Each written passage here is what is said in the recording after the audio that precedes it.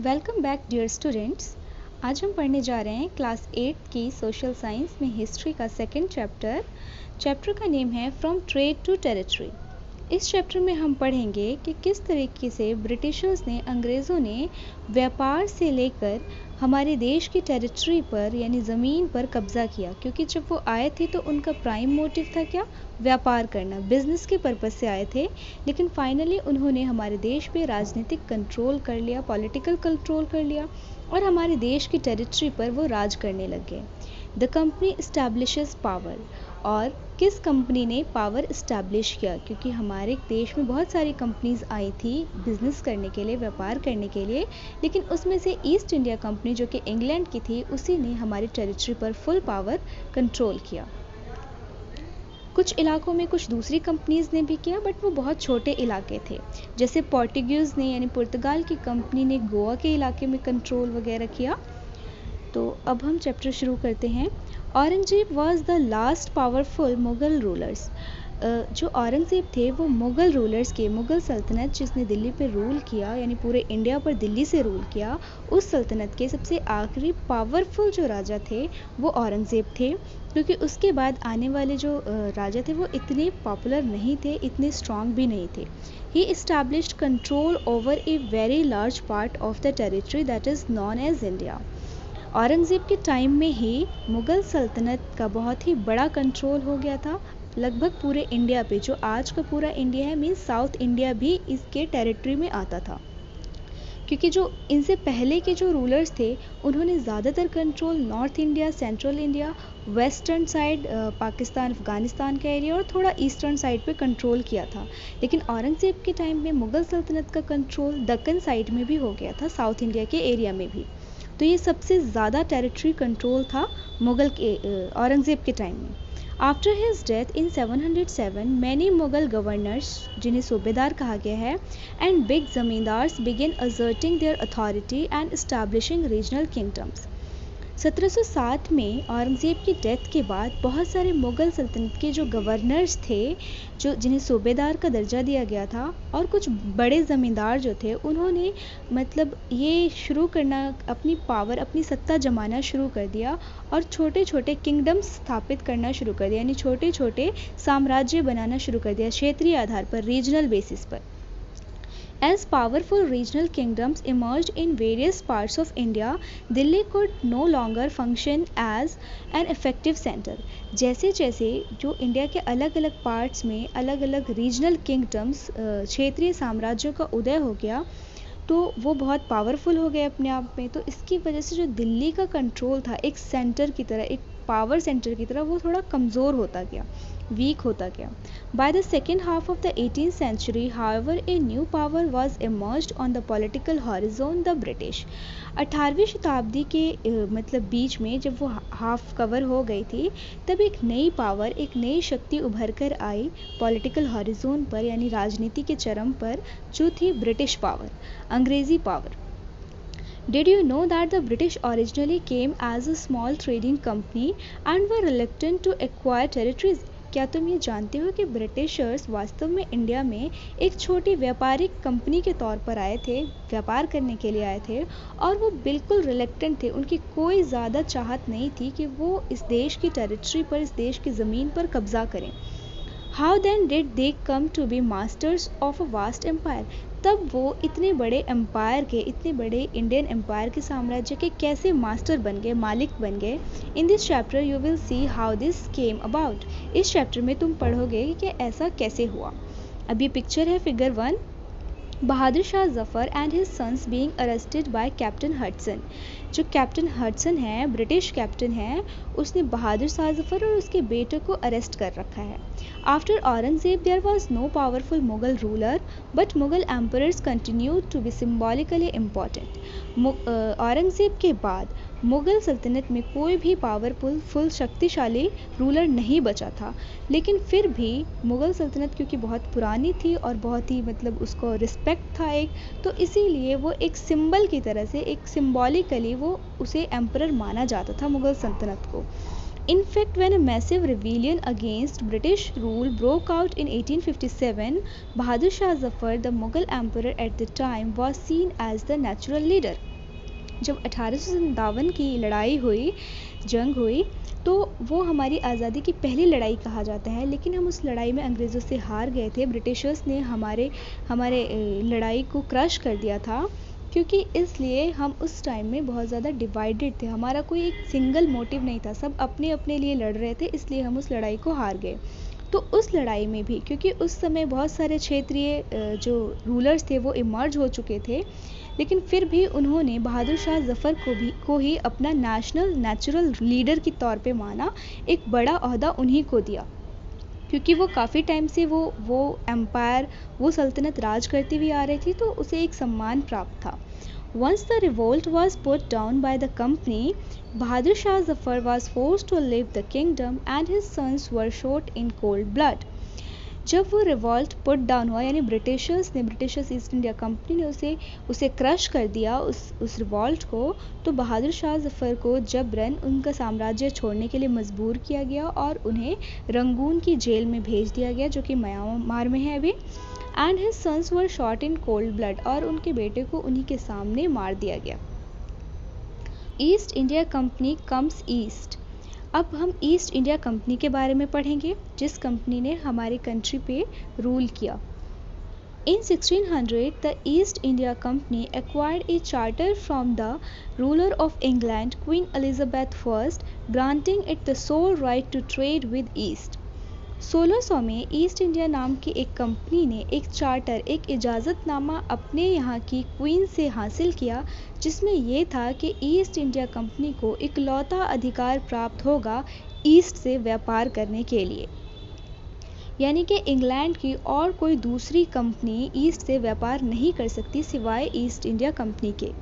This means that no other trading group in the England could compete with East India Company. वही बात है, इसका मतलब ये था कि कोई भी दूसरा व्यापारिक संघ इंग्लैंड का ईस्ट इंडिया कंपनी से कंपटीशन नहीं कर सकता। With this charter, the company could venture across the oceans, looking for new lands from which it could buy goods at cheap price and carry them back to Europe to sell at higher prices. इसका मतलब ये था, ये तो बता दिया। With this charter, इस charter में ये था कि जो कंपनी है वो वेंचर कर सकती है, यानी खंगाल सकती है पूरे एशियन के इलाके को, यानी ढूंढ सकती है कहाँ पे उनकी ज़रूरत का माल है, और फिर उन्हें वो सस्ते दामों पर ख़रीद कर इंग्लैंड में महंगे दामों पर बेच सकती है और प्रॉफिट कमा सकती है। Looking for a new land, वो एक नई ज़मीन की खोज कर रहे थे जहाँ से वो कुछ चीज़ें खरीद सके, गुड्स का मतलब चीज़ें हैं, एट अ चीप प्राइस, सस्ते दामों पर, and carry them back to Europe, और वापस उसे यूरोप में ले जाकर महंगे दामों पर बेच सकें। The company did not have to fear competition from other English trading companies को, जो ईस्ट इंडिया कंपनी थी उसको कोई डर नहीं था कंपटीशन का, कि उससे कोई कंपटीशन करेगा, क्योंकि दूसरी इंग्लिश कंपनीज को इस चीज़ की इजाज़त नहीं थी। Mercantile trading companies in those days made profit primarily by excluding competition, so they could buy cheap and sell dear. Mercantile क्या होता है? Mercantile business enterprise that make profit primarily through trade, buying goods cheap and selling them at higher prices. Mercantile एक business enterprise है जो कि profit कमाता है चीज़ों को सस्ते दामों पर खरीद कर और उन्हें महंगे से महंगे दामों पर बेचकर, उनके प्रॉफिट कमाने का यही तरीका होता है। तो जो मर्केंटाइल व्यापारिक कंपनीज थी उस समय की, उनका जो प्रॉफिट कमाने का तरीका था, वो अपना प्रॉफिट इस तरीके से नहीं कमाते थे कि अपने प्रोडक्ट को बेहतर बना करके दूसरी कंपनीज से बेहतर बना करके और उसे बेचें। उनका मकसद ये था अपने प्रोडक्ट को बेचने के लिए वो दूसरी कंपनी को हटा दें अपने रास्ते से। So trading companies in those days were made profit primarily by excluding competition, वो कंपटीशन को अपने रास्ते से ख़त्म कर देते थे। So they could buy cheap and sell dear, तो इस तरीके से वो चीज़ें सस्ती खरीद पाते थे और उन्हें महंगे रेटों में बेच पाते थे। सस्ती इसलिए क्योंकि कोई दूसरा खरीदार नहीं है उसके सामने, इसलिए चीज़ें उसे सस्ती मिल जाती थी, और महंगा इसलिए बेचता था क्योंकि और कोई दूसरा बेचने वाला नहीं है। इकलौता अगर वही बेचने वाला है तो उसे महंगे से महंगे रेटों में बेचेगा। The Royal Charter, however, could not prevent other European powers from entering the eastern markets. जो ये रॉयल चार्टर था, ये जो शाही एक इजाज़तनामा मिला था ईस्ट इंडिया कंपनी को, ये सिर्फ केवल इंग्लैंड की दूसरी कंपनी को ईस्ट इंडिया से कंपटीशन करने की इजाज़त से मना ही करता था, लेकिन यूरोप की और दूसरे देशों की कंपनीज ईस्ट इंडिया कंपनी का कंपटीशन कर सकती थी। ये सिर्फ इंग्लैंड के केस में था कि दूसरी कंपनीज उसका कंपटीशन नहीं कर सकती। सो by the time of first English ships sailed down the west coast of Africa round the Cape of Good Hope and crossed the Indian Ocean, the Portuguese had already established their presence in the western coast of India and had their base in Goa. जब तक east India company की पहली समुद्री जहाज cell करके मतलब पहुंची west coast of Africa के, जिसे केप ऑफ गुड होप है, ये वेस्ट कोस्ट ऑफ अफ्रीका है, केप ऑफ गुड होप, ये कुछ सेंटर्स होते थे जहाँ पर इनकी शिप्स रुका करती थी। तो जब तक यहाँ पर ये लोग पहुँचे तब तक ही इतने में ही पुर्तगाल की जो कंपनी थी उसने अपना इस्टेब्लिशमेंट कर लिया था इंडिया के वेस्ट कोस्ट में, जो कि अभी गोवा का एरिया है। अंग्रेज़ तो हमें 1947 में आज़ाद कर गए, लेकिन पोर्टुगीज़ तो थे जिन्होंने गोवा पे कब्ज़ा कर रखा था, उन्होंने इंडिया को 1961 में छोड़ा है, बाद में छोड़ा है मतलब कि। In fact, the Vasco da Gama, a Portuguese explorer who had discovered this sea route to India in 1498. वास्तविकता ये है कि असलियत में जो एक पोर्टुगीज़ ही खोजी यात्री थे, यानी वो समुद्र के रास्ते के ज़रिए दुनिया के अलग अलग जगहों को डिस्कवर कर रहे थे, खोज रहे थे।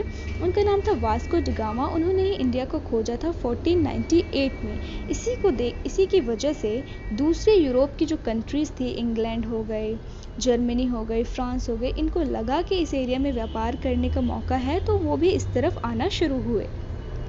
By the early 17th century, the Dutch too were exploring the possibilities of trade in Indian Ocean. 17वीं सदी की शुरुआत में जो डच लोग थे, यानी जो जर्मन और नीदरलैंड के जो लोग थे, उन्होंने भी एक्सप्लोर करना शुरू किया पॉसिबिलिटीज़, यानी ढूंढना शुरू किया इंडियन ओशियन में वो किस तरीके से व्यापार कर सके इंडिया के एरिया में। Soon the French traders arrived on the scene, और जल्दी ही जो फ्रेंच थे यानी फ्रांस के व्यापारी थे वो भी इस सीन में एंटर कर गए। The problem was that all the companies were interested in buying the same thing. The fine qualities of cotton and silk produced in India had a big market in Europe. समस्या इस चीज़ की थी कि जितनी भी companies थी उनको अलग अलग चीज़ें नहीं खरीदनी होती थी, उन सब का इंटरेस्ट लगभग एक ही चीज़ खरीदने में होता था, तो इसीलिए कंपटीशन बढ़ गया था बहुत ज़्यादा, एक दूसरे में कॉन्फ्लिक्ट, झगड़े होने लग गए। The fine qualities of cotton and silk, जो बेहतरीन क्वालिटी का कॉटन और सिल्क था जो कि इंडिया में प्रोड्यूस होता था, उसकी बहुत ही ज़्यादा डिमांड थी, एक बड़ा मार्केट था यूरोप में, तो इसलिए वो व्यापारी इन चीज़ों को ख़रीदने में इंटरेस्टेड थे। और दूसरी चीज़ें जैसे पेपर, काली मिर्च, क्लॉव्स, लौंग, कार्डेमम, इलायची, सिनेमन, दालचीनी वगैरह जो थी वो भी बहुत ज़्यादा डिमांड में थी। ये हमारे इंडिया के साउदर्न रीजन में बहुत ज़्यादा प्रोड्यूस होता है, तो यहीं से वो उसको ख़रीद करके यूरोप में बेचना चाहते थे, क्योंकि यूरोप में इस चीज़ की बहुत ज़्यादा डिमांड थी। Competition amongst the European companies inevitably pushed up the prices at which these goods could be purchased, and this reduced the profits that could be earned. जो इन यूरोपियन कंपनीज में competition होने लगा, तो इसकी वजह से क्या हो गया कि चीज़ों के जो प्राइस थे वो पुशअप हो गए, हाई हो गए। वो इनएविटेबली थे, यानी वो नेचुरल थे, उनको कोई रोक नहीं सकता था हाई होने से। जब कंपटीशन होगा किसी भी चीज़ में तो ऑब्वियसली उसका प्राइस हाई होगा। सो जिस रेट पर इनको ख़रीदा जाता था उसकी कीमत बढ़ गई थी, और जो प्रॉफिट मार्जिन था, क्योंकि जब कीमत बढ़ जाएगी तो प्रॉफिट ऑब्वियसली कम होगा, और जो प्रॉफिट मार्जिन था वो जो ये कमाते थे वो कम हो गया था, रिड्यूस हो गया था। The only way the trading companies could flourish by the eliminating rival competitors. हमने ऊपर ही पढ़ा है कि इन कंपनीज का प्रॉफिट कमाने का और फ्लरिश करने का, फलने फूलने का एक ही मात्र तरीका था, वो ये था कि अपनी जो कॉम्पिटिटर्स हैं उनको एलिमिनेट कर दें, उनको हटा दें अपने रास्ते से। The urge to secure markets therefore led to fierce battle between the trading companies. तो जो ये चाहत थी इनकी मार्केट को सिक्योर करने की, कब्ज़ा करने की, इससे क्या हुआ कि इनके बीच में आपस में ही लड़ाइयाँ होनी शुरू हो गई, झगड़े होने लग गए इन ट्रेडिंग कंपनीज के बीच में ही। Through the 17th and 18th centuries they regularly sank each other ships. 17th और 18th सेंचुरी में ये होने लगा कि एक दूसरी कंपनियां एक दूसरे के शिप्स को, जो माल से भरे हुए शिप्स हुआ करते थे, उन्हें डुबाने लग गईं। ब्लॉक द रूट्स, रास्ते ब्लॉक करने लग गए दूसरी कंपनीज का, and prevented the rival ships from moving with supplies of goods. और जो राइवल कंपनीज की यानी जो दूसरी कंपनीज थी, उनकी कॉम्पिटिटर कंपनीज थी, उनके जो शिप्स थे सामानों से भरे हुए, उनकी सप्लाईज को, गुड की जो सप्लाईज थी, चीज़ों की सप्लाई, उनको रोक देते थे। Trade was carried on with arms and trading post were protected through fortification. जो व्यापार था वो आर्म्स के साथ होने लग गया, यानी व्यापार जो होता था उसमें हथियार भी साथ में रहते थे ताकि वो अपने आप को दूसरे कंपनीज के हमलों से बचा सकें। और जो उनकी व्यापारिक चौकियां थी उनको उन्होंने घेराबंदी, किलेबंदी करना शुरू कर दिया ताकि दूसरी कंपनियां उसका नुकसान न पहुंचाएं। The effort was to fortify settlements and carry on profitable trade also led to intense conflict with local rulers. जब कंपनीज ने फोर्टिफाई करना शुरू कर दिया अपने सेटलमेंट को, जहां उनका ठिकाना था उसकी किलेबंदी करना शुरू कर दिया, तो ये चीज़ लोकल नवाब को, लोकल रूलर्स को, राजाओं को पसंद नहीं थी। इस वजह से जो कंपनी थी और जो लोकल रूलर्स थे उनमें कॉन्फ्लिक्ट होना शुरू हो गया, एक इंटेंस, बहुत ही एक झगड़ा होना शुरू हो गया। The company therefore found it difficult to separate trade from politics. Let us see how this happened. तब कंपनी को ऐसा लगा कि व्यापार और पॉलिटिक्स को अलग नहीं रखा जा सकता था, क्योंकि जब वो आए थे तो उनका प्राइम मोटिव था व्यापार करना, लेकिन जब उनको ऐसी प्रॉब्लम्स फेस करनी पड़ी तो उन्हें लगा कि उनका पॉलिटिक्स में भी कुछ कंट्रोल होना चाहिए, तभी वो फ्री तरीके से व्यापार कर पाएंगे। Let us see how this happened. अब हम देखते हैं ऐसा कैसे हो पाया। East India Company begins trade in Bengal. East India Company ने बंगाल में व्यापार की शुरुआत की। First English factory was set up on the bank of the river Hooghly in 1651।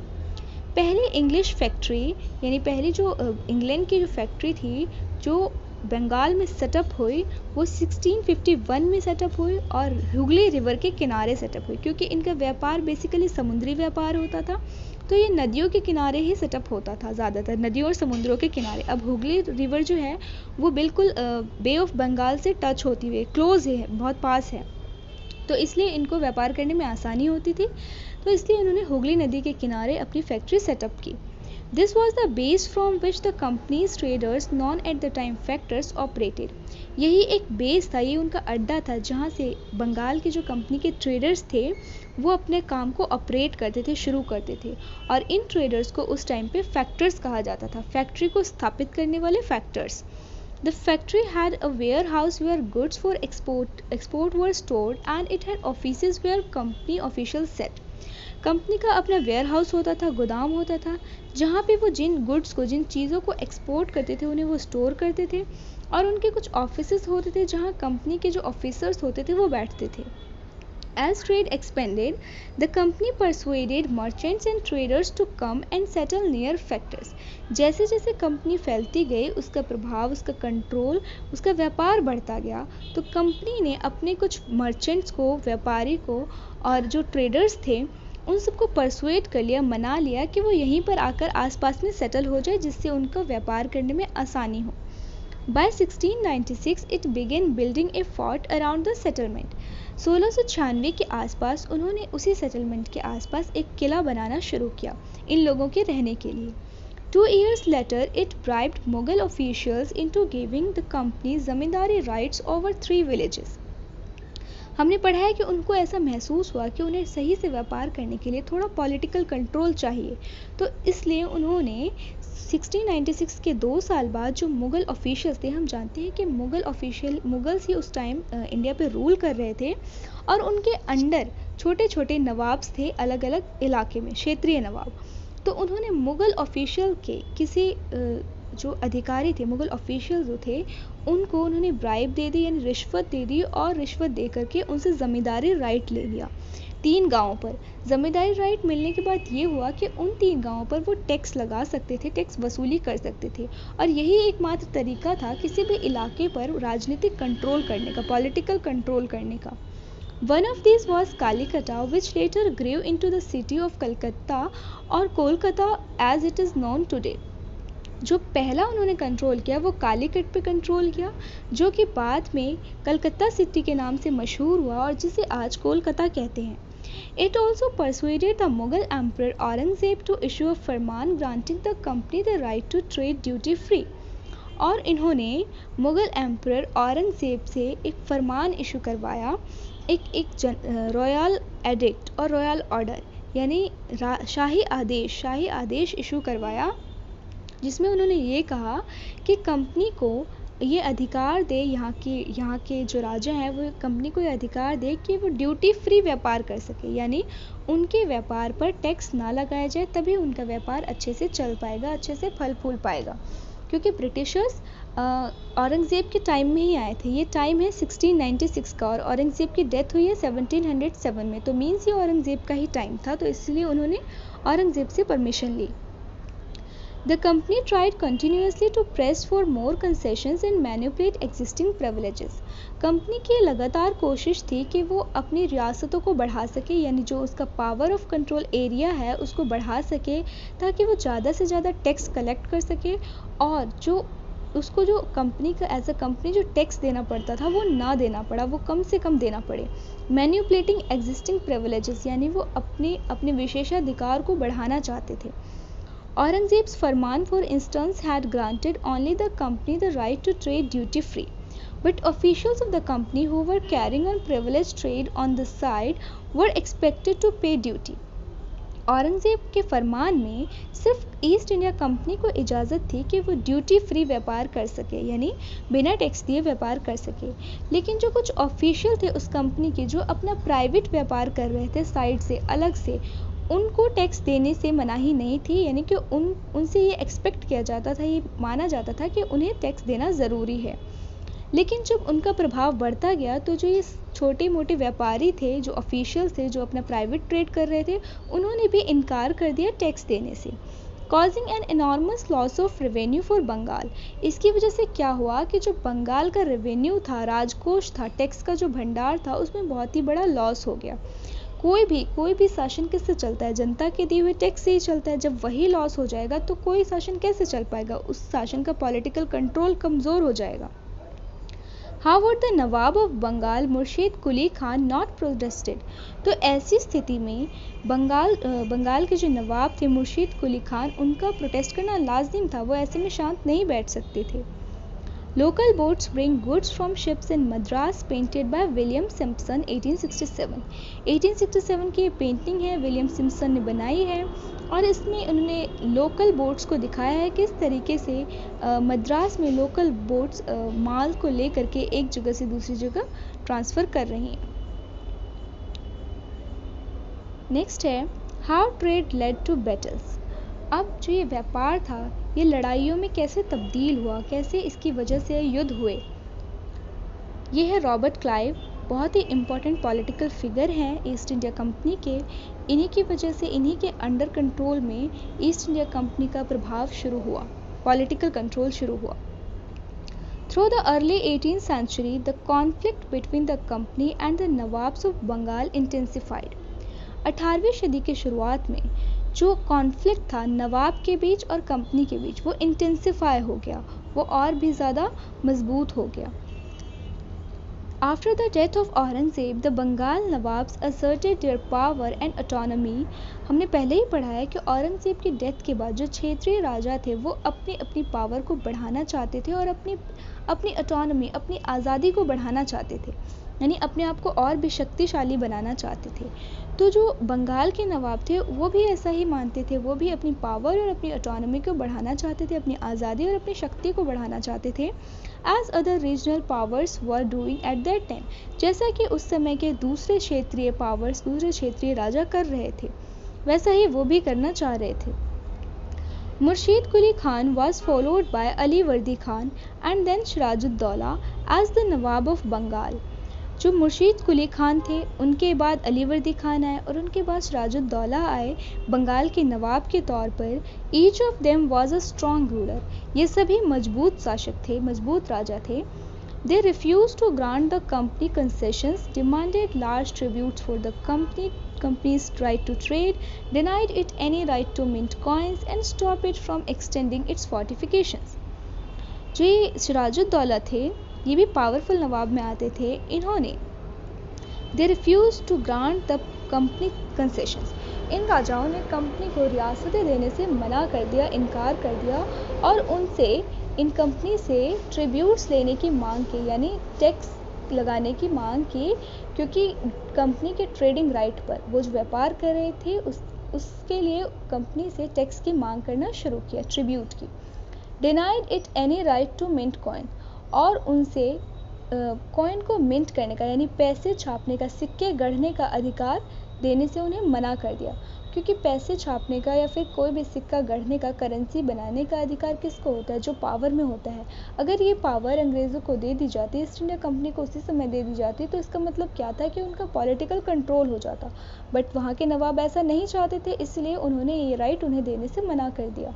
And stopped it from extending its fortification, और उन्हें किलेबंदी, किला बनाने से भी इनकार कर दिया। यही 3-4 चीज़ें होती है जो किसी को भी कहीं का रूलर बना देती है। Fortification, mint coins and free trade करना, यानी कोई टैक्स ना लगना उसके व्यापार पर।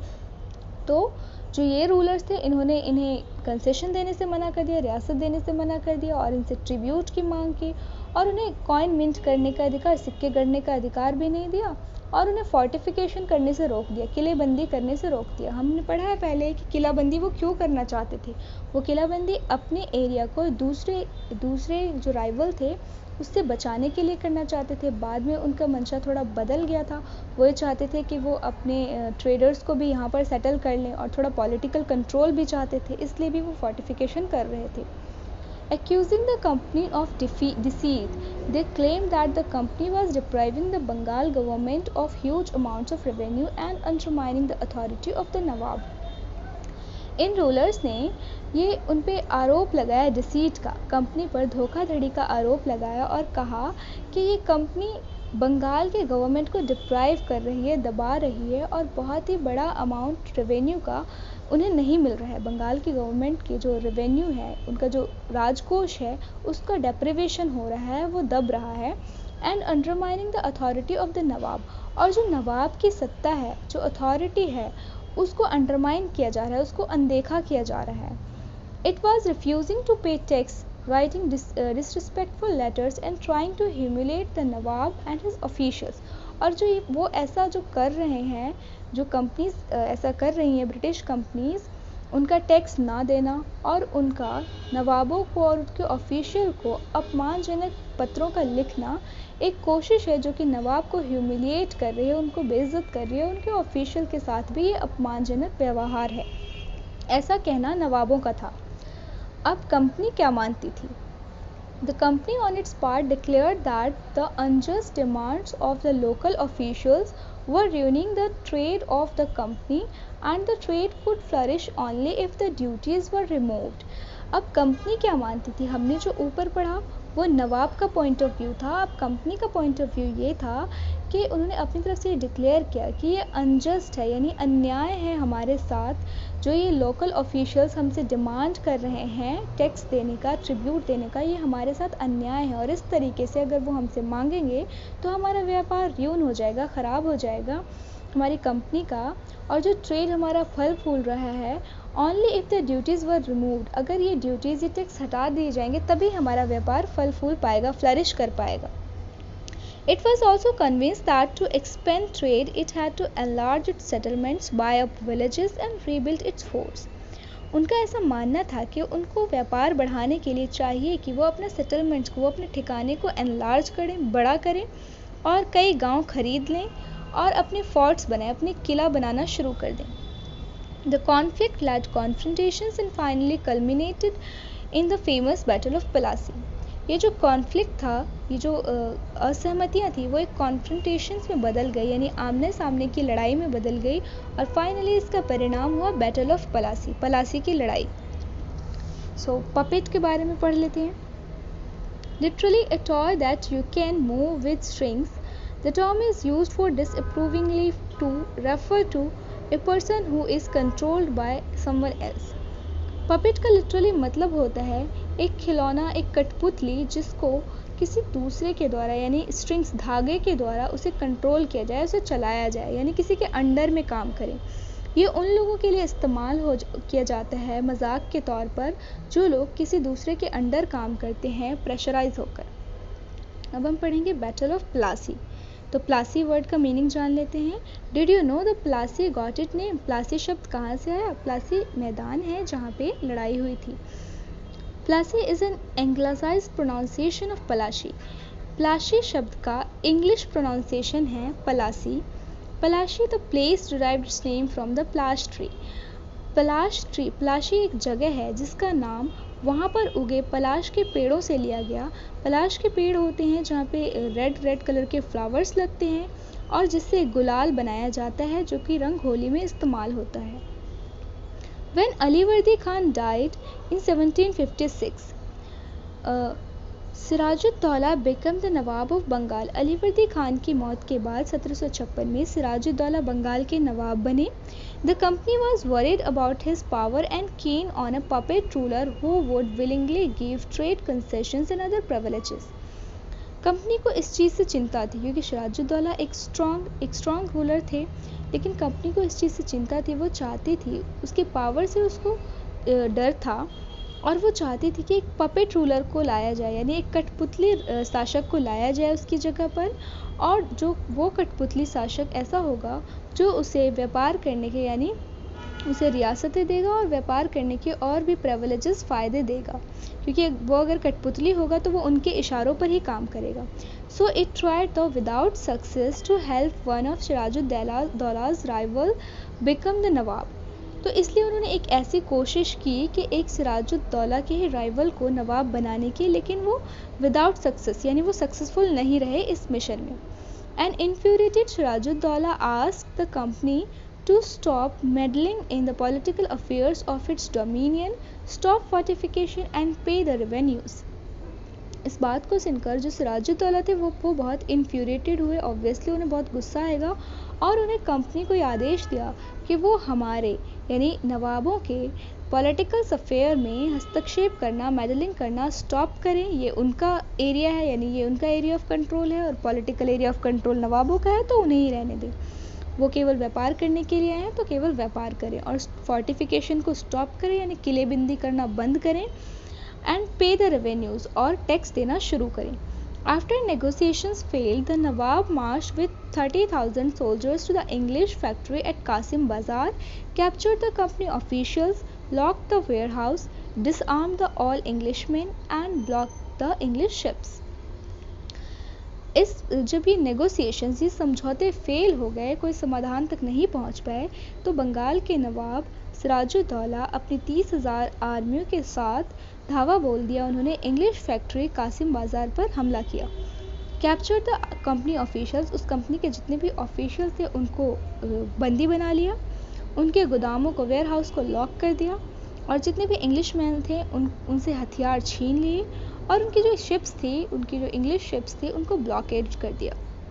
Then he march to Calcutta to establish control over the company's fort there. उसके बाद वो कलकत्ता पहुंच गए और वहाँ कंपनी के फोर्ट को, जो कंपनी का किला था, उस पर कंट्रोल एस्टैब्लिश कर लिया। On hearing the news of the fall of Calcutta, company officials in Madras sent forces under the command of Robert Clive. क्योंकि जो ब्रिटिशर्स थे, जो ईस्ट इंडिया कंपनी थी या जो भी व्यापारिक कंपनी थी, इनमें जो सबसे पावरफुल ईस्ट इंडिया कंपनी थी, वो सब अपना जो व्यापार का सेंटर था वो कोस्टल एरिया में ही इस्टेब्लिश कर रहे थे। कलकत्ता जो कि समुद्र के किनारे है, बे ऑफ बंगाल के किनारे पड़ता है, मद्रास जो भी वो भी कोस्टल एरिया है, इस जगह से उनको व्यापार करने में आसानी होती थी। तो जब उन्होंने सुना कि उनका एक मेजर एक बहुत बड़ा व्यापारिक सेंटर कलकत्ता वो फॉल कर दिया गया है, गिरा दिया गया है, तो उनको इस चीज़ से बहुत गुस्सा आया, और जो मद्रास में बैठे ऑफिशियल्स थे, जो आज का चेन्नई है कहलाता है और तमिलनाडु की राजधानी है, वहाँ से उन्होंने फोर्सेस भेज दी सिराजुद्दौला की फोर्सेस को काउंटर करने के लिए, यानी उसका मुकाबला करने के लिए। कमांडरशिप किसकी थी? रॉबर्ट क्लाइव की। मैंने ऊपर ही बताया, रॉबर्ट क्लाइव आने वाले टाइम में बहुत ही बड़े पॉलिटिकल फिगर होने वाले हैं इस सिनारियो के।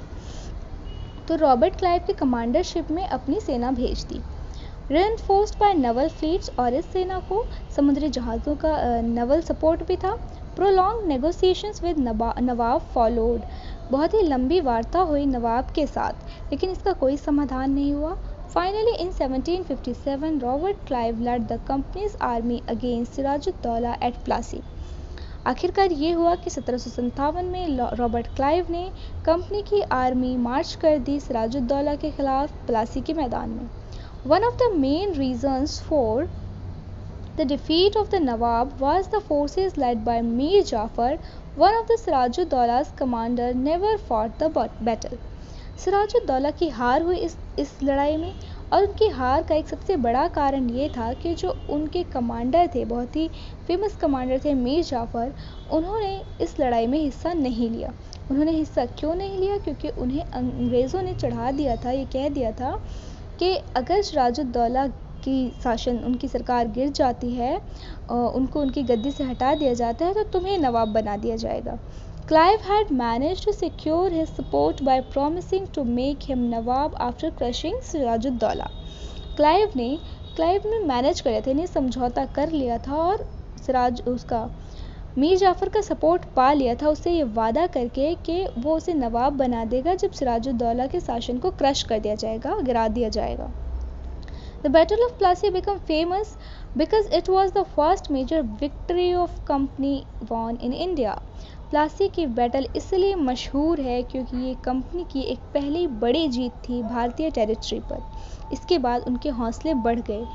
The company court room, East India House, Leadenhall Street. ये जो पिक्चर शो हो रही है, फिगर 5 है, ये कंपनी का कोर्ट रूम है, सभाघर है, और ये ईस्ट इंडिया कंपनी का सभाघर है जो कि लेडनहॉल स्ट्रीट लंदन में है, इंग्लैंड में है। The court proprietors of the east India company had their meetings in the East India House in Leadenhall Street in London। This is a picture of one of their meetings in progress।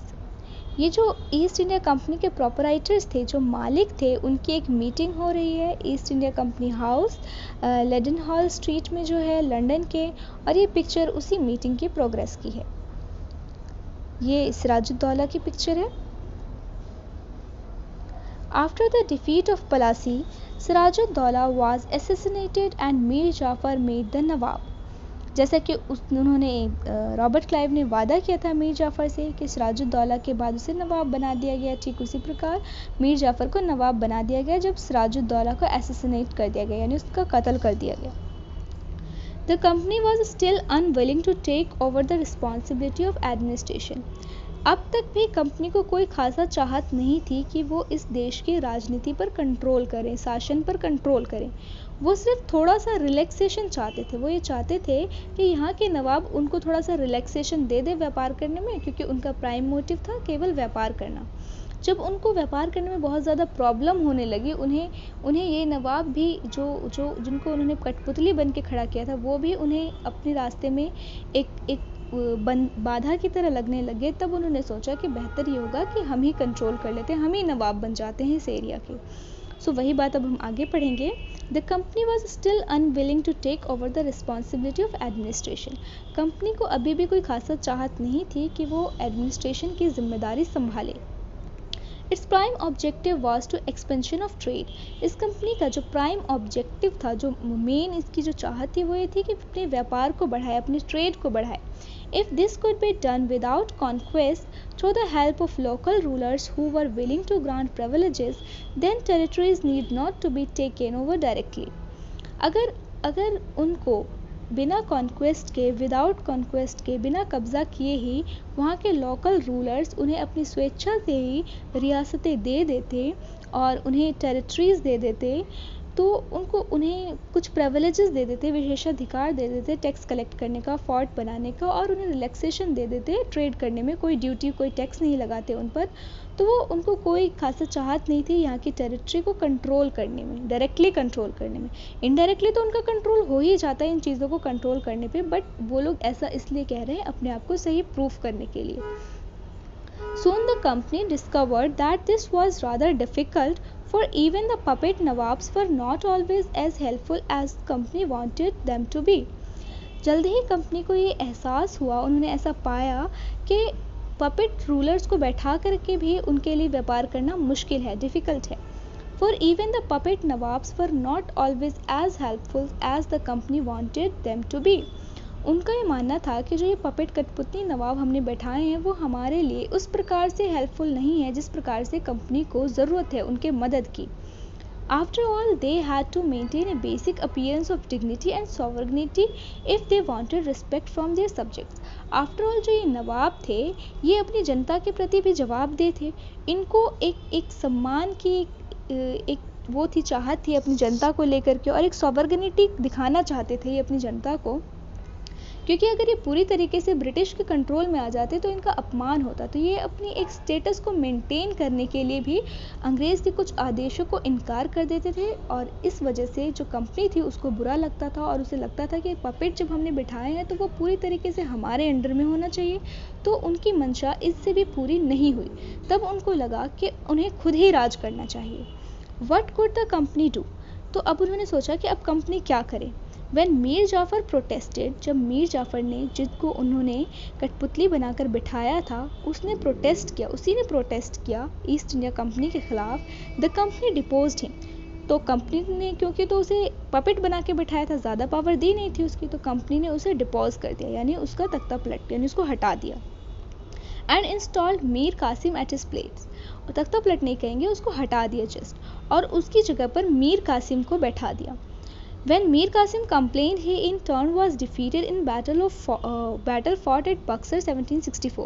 जब मीर कासिम से भी company की नहीं बनी, तो finally Mir Qasim और company के बीच लड़ाई हुई बक्सर में 1764 में, जो कि मीर कासिम हार गए और ड्रिवन आउट ऑफ बंगाल, और उन्हें बंगाल से बाहर निकाल दिया गया. और फिर दोबारा से मीर जाफ़र को, दोबारा से जिनको पहले कठपुतली बना के बिठाया था सिराजुद्दौला के बाद, उनको दोबारा से री इंस्टॉल कर दिया. द नवाब हैड टू पे 50,000 every month, but the company wanted more money to finance its wars and meet the demands of trade and its other expenses. जो अब नवाब थे, नवाब को देना पड़ता था कंपनी को 5 लाख रुपीज़ एवरी मंथ, हर मंथ, जिससे कि कंपनी का खर्चा चल सके. लेकिन कंपनी का मन तब भी नहीं भरा था. But the company wanted more money. Company को अब और भी पैसों की ज़रूरत थी अपनी वॉर्स को फाइनेंस करने के लिए, क्योंकि उन्होंने एक मिशन चलाया था कि हर जगह लड़ाई करके हर जगह कंट्रोल कर लेना है. हर जगह जब उनका पॉलिटिकल कंट्रोल हो जाएगा, बंगाल में तो वो कर ही चुके थे, और हर जगह कंट्रोल हो जाएगा तो हर जगह उनका व्यापार फ्लरिश करेगा और उनका व्यापार और भी बढ़ेगा. तो जो उनका वॉर का एक अलग से खर्चा होता था, उसको फाइनेंस करने के लिए, यानी उस पर पैसा खर्च करने के लिए, और meet the demands of the trade, और व्यापार की ज़रूरतों को पूरा करने के लिए, और कुछ दूसरे खर्चों को पूरा करने के लिए ये पैसे उनके लिए कम थे. तो इट वांटेड मोर टेरिटरीज. तो इसलिए उन्हें और भी टेरिटरी की ज़रूरत थी, उन्हें और भी ज़्यादा ज़मीनों की ज़रूरत थी. एंड मोर रेवेन्यू, क्योंकि अगर उनके पास ज़्यादा ज़मीन होगी तभी वो ज़्यादा रेवेन्यू कलेक्ट कर पाएंगे, ज़्यादा टैक्स कलेक्ट कर पाएंगे, उनका राजकोष बढ़ेगा, तो वो इन सारे खर्चों की पूर्ति कर पाएंगे. By the time Mir Jafar died in 1765, the mood of company had changed. 1765 में जब फाइनली मीर जाफ़र की मौत होती है तो कंपनी का मिजाज बदल जाता है.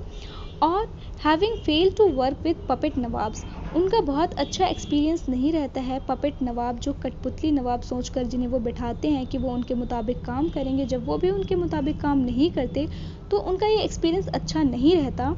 तब वो सोचते हैं, तब जो रॉबर्ट क्लाइव है वो ये डिक्लेयर करता है कि we must indeed become nawab our self. अब हमें खुद से ही नवाब बनना पड़ेगा अगर हमें सही से व्यापार करना है तो.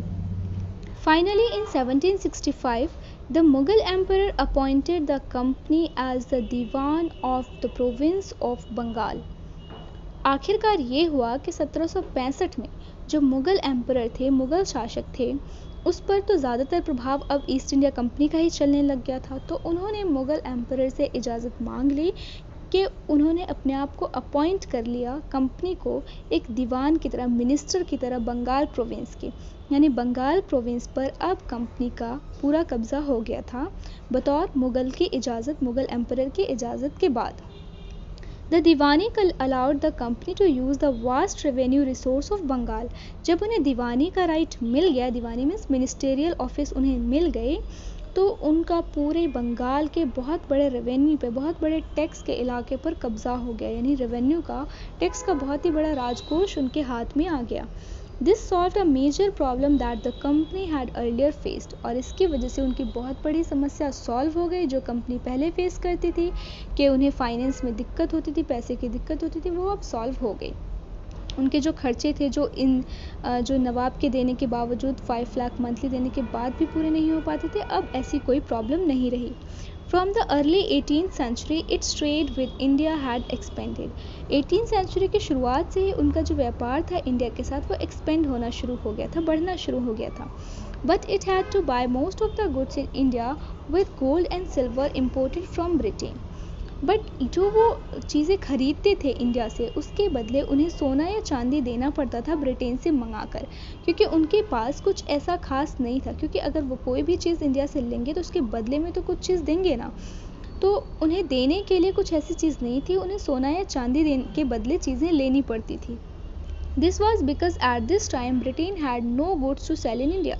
क्योंकि उस समय ब्रिटेन के पास कुछ ऐसी चीज़ नहीं थी जिसे वो इंडिया को बेचकर बदले में यहाँ की चीज़ें खरीद सके। The outflow of gold from Britain slowed after the battle of Plassey. जो आउटफ्लो था गोल्ड का ब्रिटेन से, जो ब्रिटेन से ये गोल्ड और सिल्वर लेके आते थे यहाँ की चीज़ें खरीदने के लिए, ये पलासी की बैटल के बाद ये गोल्ड का आउटफ्लो कम हो गया। क्योंकि जो कंपनी थी उसका कंट्रोल बढ़ गया था, उसको यहीं से पैसे इतने मिलने लग गए थे कि वो कुछ हद तक अपनी व्यापार की जो ज़रूरतें थी वो यहीं से पूरा करने लग गई थी। इसलिए उसे वहाँ से गोल्ड और सिल्वर के बदले चीज़ें नहीं लेनी पड़ती थी, यहीं से उसकी पूर्ति हो जा रही थी। और फाइनली जब कंपनी को दीवानी मिल गई तो पूरी ही तरीके से गोल्ड के बदले, मतलब उनको पूरी ही तरीके से कुछ भी नहीं देना पड़ता था, यानी यहीं के पैसे से पूरा फाइनेंस होता था। गोल्ड और सिल्वर इंग्लैंड से लाने की कोई ज़रूरत नहीं थी। Now revenues from India could finance company expenses. अब जो इंडिया से मिलने वाला रेवेन्यू था, टैक्स था, वही कंपनी के खर्चों को फाइनेंस कर रहा था। These revenues could be used to purchase cotton and silk textiles in India. इन्हीं रेवेन्यू के यूज़ से कंपनी यहाँ के कॉटन टेक्सटाइल और सिल्क को खरीदती थी, मेंटेन कंपनी ट्रूप्स, कंपनी की सेना की देख रेख करती थी, meet the cost of building company fort, company के किले की जो बिल्डिंग का कॉस्ट था उसे भी मेंटेन करती थी, एंड ऑफिसेस का कलकत्ता के। यानी उनका जितना भी अब खर्चा था वो अब यहीं के पैसे से होता था, उन्हें अपने यहाँ से कुछ भी लागत करने की कोई ज़रूरत नहीं थी। अब है next topic, company official became nawabs. यानी कंपनी के ऑफिशियल्स अब नवाब्स बन गए। ये इंग्लिसाइज्ड वर्जन है यानी नवाब का, जिसे हम नवाब कहते हैं। जब इनको दीवानी का राइट मिल गया तो इन लोगों को ब्रिटेन में नवाब कहा जाने लग गया, यानी इंग्लिश वर्जन है नवाब वर्ड का। What did it mean to be Nawabs? नवाब होने का क्या मतलब था? It mean of course that the company acquired more power and authority. इसका मतलब ये, क्योंकि जब उन्हें दीवानी का अधिकार मिल गया तो नवाब जैसी पोस्ट ही खत्म हो गई, यानी उन्हें नवाबी मिल गई। तो इसका मतलब ये था कि कंपनी को ज़्यादा ही पावर, शक्ति और अथॉरिटी मिल गई, सत्ता मिल गई। But it also mean something else. इसका दूसरा मतलब ये भी था कि जो कंपनी के जितने भी सर्वेंट थे, जितने भी नौकर चाकर थे, उनका एक नज़रिया होने लग गया कि वो भी चाहने लग गए थे अपनी ज़िंदगी नवाबों की तरह गुजारने का। पहले तो वो एक कंपनी के बतौर काम करते थे, जब उनको ऐसा लगा कि हम लोग नवाब बन चुके हैं तो कंपनी के ऑफिशियल्स की चाहत होने लगी कि वो भी नवाब की तरह रहन सहन रहे उनका भी। After the Battle of Palasi, the actual Nawab of Bengal were forced to give land and vast sum of money as personal gifts to company officials. Plassey की वॉर में जब हार हुई तो जो एक्चुअल नवाब थे, वास्तविक नवाब थे बंगाल के, उनको कंपनी के ऑफिशियल की तरफ से फोर्स था, प्रेशर था कि वो कंपनी के ऑफिशियल को ज़मीनें दें अपनी और बहुत सारा धन दें एज अ पर्सनल गिफ्ट के तौर पर, बतौर गिफ्ट उनको ज़मीन दें और बहुत सारा पैसा दें। ये एक प्रेशर था कंपनी के ऑफिशियल्स के द्वारा वहाँ के ओरिजिनल नवाब्स के ऊपर, क्योंकि इस वॉर में हार हो गई थी तो जो वहाँ के नवाब्स थे वो कंपनी के अंडर आ गए थे। Robert Clive himself amassed a fortune in India. Robert Clive ने खुद ही बहुत सारा धन संपत्ति इकट्ठा किया था भारत से, क्योंकि रॉबर्ट क्लाइव ही के बारे में हमने पढ़ा है कि वही हेड कर रहा था यहाँ के, जब पॉलिटिकल इस्टेब्लिशमेंट शुरू किया इंडिया में तो बंगाल से शुरू किया और रॉबर्ट क्लाइव ने ही इसको चेयर किया। He had come to Madras, now Chennai, from England in 1743 at the age of 18. वो मद्रास में, जो कि अब का चेन्नई है और तमिलनाडु की कैपिटल है, वहाँ इंग्लैंड से 1743 में आया जब वो 18 साल का था, और 1767 में 1767 में उसने इंडिया छोड़ दिया। His Indian fortune was worth, और उस समय जो उसका जो संपत्ति था वो लगभग 4,01,102 पौंड था। पौंड करेंसी के फॉर्म में है, इतनी उसकी संपत्ति थी। Interestingly, when he was appointed governor of Bengal in 1764, he was asked to remove corruption in the company administration, but he was himself cross-examined in 1772 by the British Parliament, which was suspicious of his vast wealth. एक interesting बात यह है कि जब उसे बंगाल का governor appoint किया गया 1764 में, तो उसे ये काम दिया गया था, ये ज़िम्मा सौंपा गया था कि कंपनी में जो कंपनी के एडमिनिस्ट्रेशन में करप्शन है, क्योंकि कंपनी के अंदर भी कुछ करप्शन शुरू हो गया था, ऑब्वियसली पैसे के कंपटीशन में इंटरनल करप्शन स्टार्ट हो गया था, तो उसको हटाने का जिम्मा सौंपा गया था रॉबर्ट क्लाइव को। But he was himself cross examined in 1772, लेकिन उसकी खुद ही क्रॉस चेकिंग हो गई 1772 में ब्रिटिश पार्लियामेंट के द्वारा, क्योंकि लोगों को ये शक होने लग गया कि जो इतनी बड़ी प्रॉपर्टी है ये आखिर कैसे आई। भले ही उस शक में इन्हें बरी कर दिया गया, एक्विट कर दिया गया, छोड़ दिया गया, लेकिन फाइनली उसने 1774 में खुद ही कमिट कर लिया सुसाइड, यानी सुसाइड कर लिया अपना। However, not all company officials succeeded in making money like Clive. लेकिन ये सही नहीं है कि हम ये कह दें कि कंपनी का हर ऑफिशियल इस तरीके से रॉबर्ट क्लाइव की तरह पैसा इकट्ठा करने में कामयाब हो पाया। बहुत सारे ऐसे थे जो मर भी गए शुरुआती दौर में ही, अर्ली डेथ हो गई इंडिया में किसी बीमारी की वजह से, डिजीज़ की वजह से, या फिर लड़ाई में मारे गए। And it would not be right to regard all of them as corrupt and dishonest. और ये सभी को, यानी जितने भी ब्रिटिशर्स थे, उनको ये कह देना कि सभी करप्ट थे और सभी बेईमान थे, ये कह देना सही नहीं होगा, क्योंकि कुछ उसमें बहुत ही हम्बल बैकग्राउंड से आते थे, बहुत ही साधारण परिवार से आते थे, और इंडिया में आने का उनका मकसद था कि बस वो इतना कमा लें कि वो अपने यहाँ जा कर के एक कंफर्टेबल लाइफ, एक अच्छी ज़िंदगी बिता सके। उनका बहुत ज़्यादा कोई धन संपत्ति इकट्ठा करने का कोई मोटिव नहीं था। Those who were managed to return with wealth led fleshy lives and flaunted their riches, they were called nabobs. इन्हीं में से जो बहुत ज़्यादा वेल्थ इकट्ठा करके ले गए, बहुत ज़्यादा पैसा इकट्ठा करके ले गए और बहुत ही आलीशान जीवन वहाँ व्यतीत करने लग गए, बहुत ही अमीरी आ गई, तो इन लोगों को वहाँ के लोग नवाब्स कहा करते थे। नवाब का इंग्लिसाइज्ड वर्जन, यही an anglicised version of the Indian word nawab, वही बात है। They were often seen as upstarts and social climbers in the British society and were ridiculed or made fun of in plays and cartoons. British समाज के लोग इन्हें समृद्धि की सीढ़ियों पर चढ़ने वाले न्यू क्लाइंबर्स कहते थे, यानी नए नए हुए अमीर लोग इन्हें कहते थे। रातों रात जो अमीर हो गए उन्हें ऐसा मानते थे ब्रिटिश समाज में इन लोगों को, और इन लोगों का मजाक बनाया जाता था कार्टून्स और प्लेज में कि किस तरीके से रातों रात अमीर हो गए। सो नेक्स्ट टॉपिक है कंपनी रूल एक्सपेंड। अब कंपनी रूल किस तरीके से फैला, हम इसके बारे में डिटेल से पढ़ेंगे नेक्स्ट वीडियो लेक्चर में। यहाँ पे हम एंड करते हैं वीडियो। तब तक के लिए bye bye and take care.